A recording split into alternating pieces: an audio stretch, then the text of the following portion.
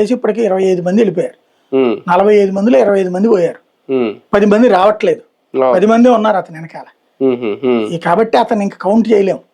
డిఎంకేకే భయం ఉంటది భవిష్యత్తులో. అంటే ఉదయనిధి స్టాలిన్ని ఇప్పుడు నేను ఇక్కడ చెప్తుంటాను, లోకేష్ పవను జగన్ని చూడటం వేరు, చంద్రబాబు నాయుడు జగన్ని చూడటం వేరు. అక్కడ విజయ్ ఉదయనిధి స్టాలిన్ చూడటం వేరు, స్టాలిన్ విజయ్ని చూడటం వేరు. స్టాలిన్ విజయ్ని చూసిన దాంట్లో విజయ్కే కల్పించినప్పుడు ఉదయనిధి స్టాలిన్ చూస్తే విజయ్ కనబడతాడు.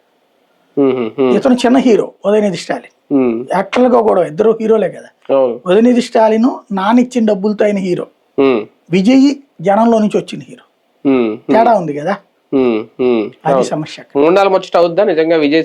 ఏం కాదు, దర్జాగా 5 ఏళ్ళు కాదు, ఈవెన్ అతని జాతకం ప్రకారం కూడా వెల్ సెటిల్డ్ పొలిటీషియన్ అవుతాడు.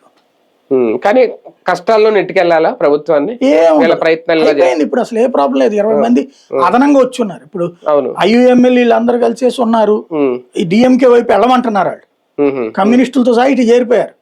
ఇప్పుడు ప్రస్తుతానికి డిఎంకే కూటమిలో ఉండి విజయ్కి మద్దతు ఇస్తున్నారు. విచిత్రం ఏంటంటే నిజంగా డిఎంకే ప్రయత్నం చేసిందా, డిఎంకే కూడా ఇతని మీద రివర్స్ లో గవర్నర్ కంప్లైంట్ చేసిందంట కదా.